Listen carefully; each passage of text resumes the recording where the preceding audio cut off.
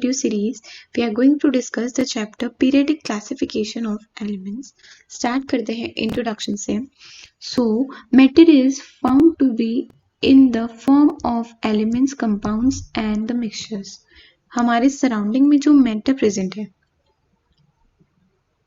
Matter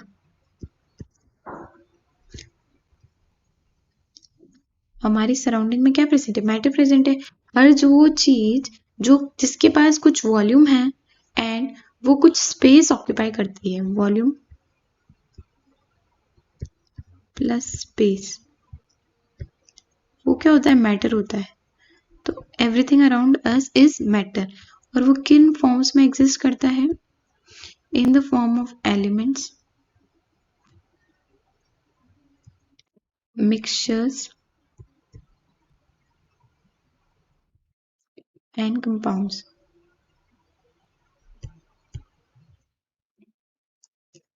and जो elements होते हैं उनसे ही क्या बनता है, मिक्सचर्स बनते हैं एंड कंपाउंड्स बनता है. ओके, तो जो एलिमेंट्स है वो हमारे सराउंडिंग का बहुत इंपॉर्टेंट पार्ट है.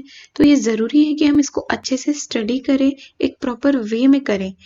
मतलब कि अगर हमें मान लो एक एक एलिमेंट्स को अलग अलग स्टडी करना पड़े कि इसकी प्रॉपर्टीज ये है, इसकी रिएक्टिविटी ये है एंड इसका सब कुछ अगर हमें अलग अलग पढ़ना पड़े तो it will be a very difficult task. मतलब एक एलिमेंट का पढ़ो, देन अगेन एक और एलिमेंट, इतने सारे एलिमेंट्स हैं और सबका पढ़ना एंड उनसे बुक्स प्रिपेयर करना, it will be a very difficult task. ये कब इजी हो सकता है, अगर हमारे पास कुछ ग्रुप्स हो कि इसमें ये एलिमेंट एग्जिस्ट करते हैं और इस ग्रुप में ये एलिमेंट एग्जिस्ट करते हैं. अब आप इस ग्रुप की स्टडी कर लो एंड इस ग्रुप की स्टडी कर लो एंड आपको आइडिया लग जाएगा कि चलो ये वाले एलिमेंट्स इस ग्रुप में लाई करते हैं तो इनकी प्रॉपर्टीज ये हैं. तो इसको क्या बोलते हैं, क्लासिफिकेशन बोलते हैं. जो साइंटिस्ट थे, they tried to classify the elements on the basis of various properties to make study easier and orderly. उन्होंने इन एलिमेंट्स को डिफरेंट डिफरेंट टाइप से क्लासिफाई किया जिससे क्या हो, एक प्रॉपर ऑर्डर हो जाए, एलिमेंट्स एक प्रॉपरली अरेंज हो जाए ऑर्डर में.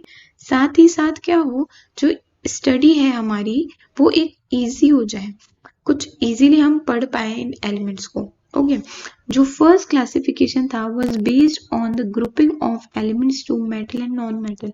जो अर्लीस्ट हमारे क्लासिफिकेशन थे वो किस पे बेस्ड थे कि एलिमेंट्स जो है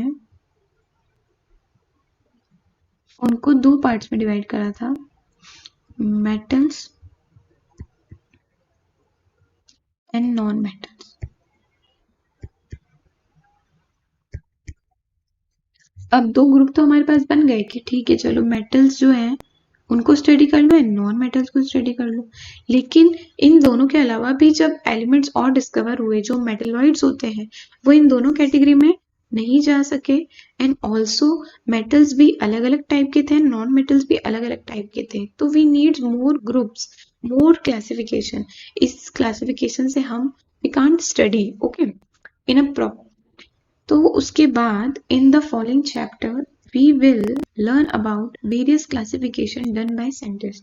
इसीलिए अब जो हम बहुत आगे वीडियोस देखेंगे उनमें हम डिफरेंट क्लासिफिकेशन की स्टडी करेंगे जिससे कि हमारी मॉडर्न पीरियडिक टेबल बनेगी.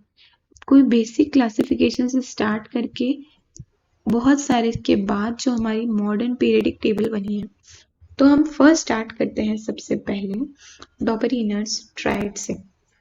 सबसे पहले जो इम्पोर्टेंट हमारे आए थे साइंटिस्ट वो थे डॉबरीनर्स. उन्होंने 1817 में इन 1817 क्या किया, makes groups of 3 element and call them triads. Okay, तो हमारे पास जो ट्राइड्स होता है वो क्या होता है, group of 3.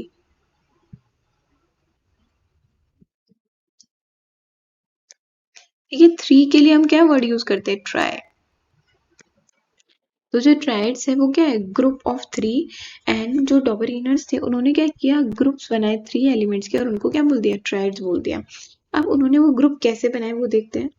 When 3 elements of triads were written in increasing order of their atomic mass. जब हम 3 एलिमेंट्स को एटॉमिक मासेस में इंक्रीजिंग फॉर्म में अगर हम अरेंज करते हैं, जैसे कि लिथियम हो गया, सोडियम हो गया एंड पोटेशियम हो गया, तो पोटेशियम का मास सबसे ज्यादा है, देन सोडियम, देन लिथियम। तो हमने उनको इंक्रीजिंग ऑर्डर में क्या करा है, अरेंज किया है। उसके बाद हमने देखा कि the atomic mass of middle element was रफली the average of the atomic mass of other two elements.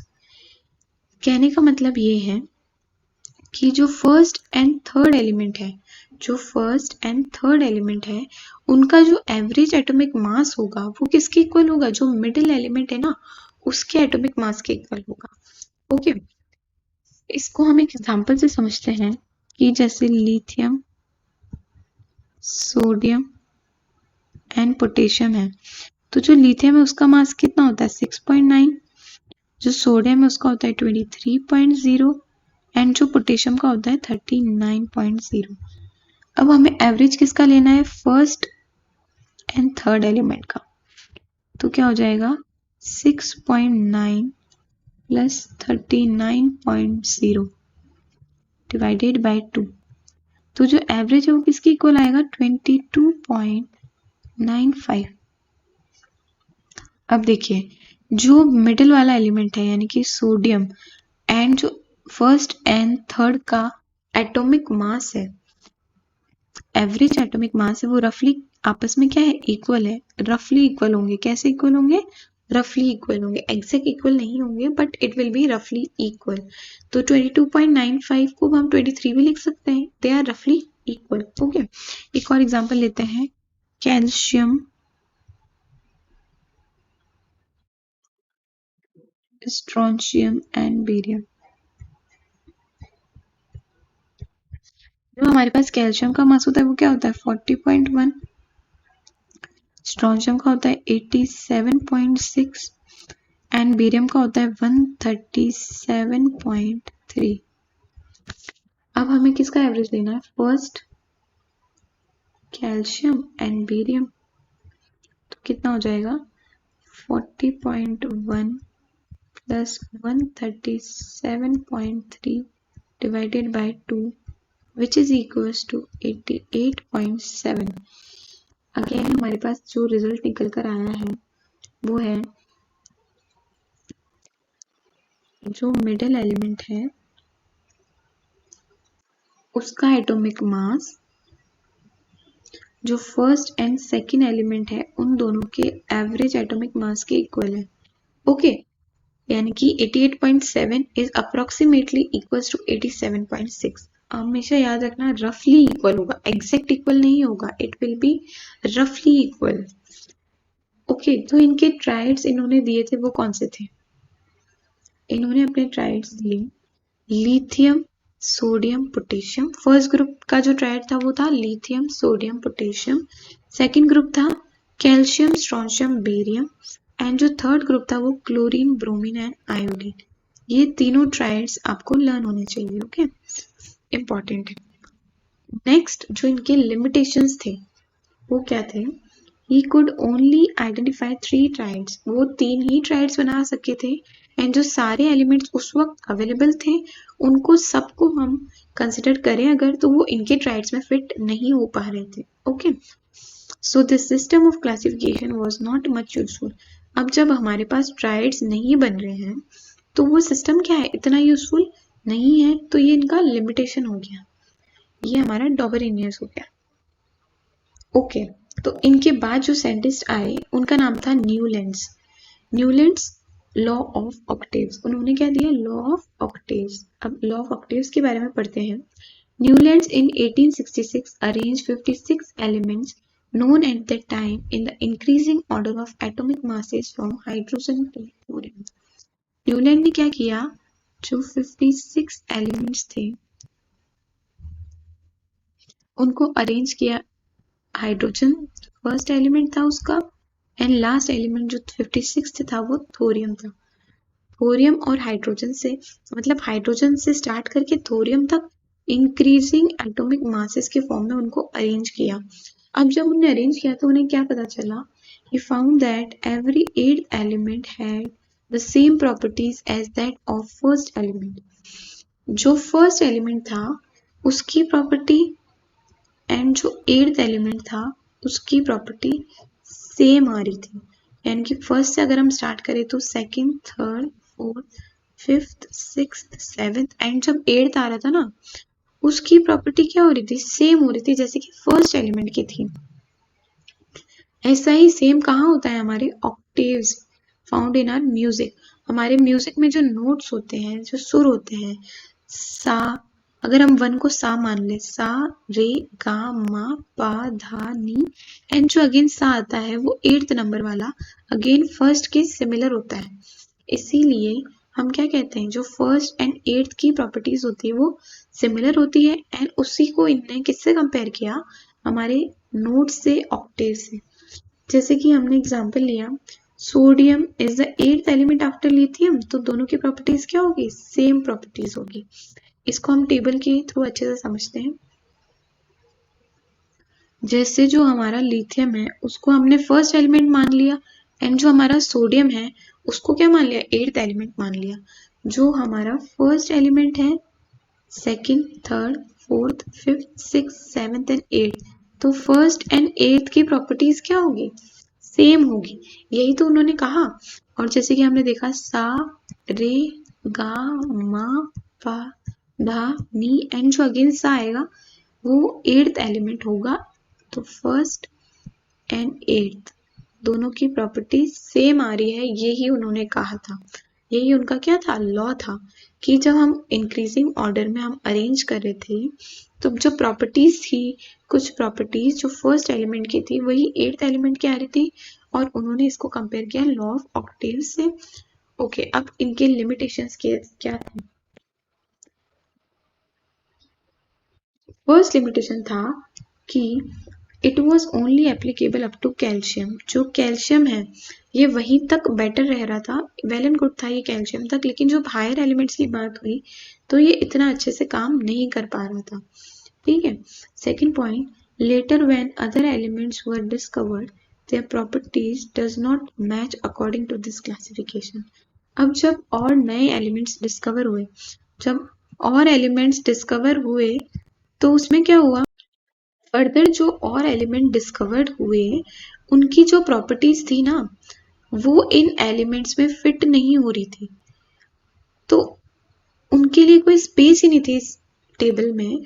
तो ये क्लासिफिकेशन जो क्या हो गया, वो फेल हो गया। जो हमारा नेक्स्ट पॉइंट था कि adjusted two element in the same slot. Okay, तो आप देख सकते हैं कि cobalt and nickel and cerium and lanthanum, जो cobalt and nickel and cerium and lanthanum है, इनको क्या करा है, दो दो एलिमेंट्स को एक ही स्लॉट में रख दिया। स्लॉट किसको बोल रहे हैं, एक इस बॉक्स को मान लो आप स्लॉट, एक ही स्लॉट में दो एलिमेंट्स रख दिया। इन्होंने कहा था कि जो फर्स्ट एंड 8th एलिमेंट है उनकी प्रॉपर्टी सेम होगी, लेकिन जो 9th एलिमेंट है आप उसको भी उसी स्लॉट में रख रहे हो, तो आपका लॉ कैसे वैलिड हो सकता है। ठीक है, ये भी इनका क्या था, ड्रॉबैक था। Next point, he put some unlike element under the same note.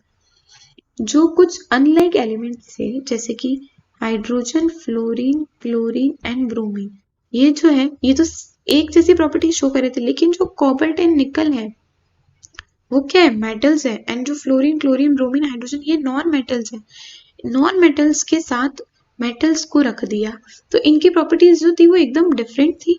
जो डिफरेंट डिफरेंट प्रॉपर्टीज वाले थे उनको पास पास रख दिया, उन एलिमेंट्स को पास पास रख दिया, लेकिन जो रिजेंबल कर रहे थे, जैसे कि फेरस रिजेंबल्स कोबाल्ट एंड निकल but was put far away from. जो कोबाल्ट, निकल और फेरस थे उनकी प्रॉपर्टी सेम थी, लेकिन उनको क्या करा, दूर दूर रख दिया।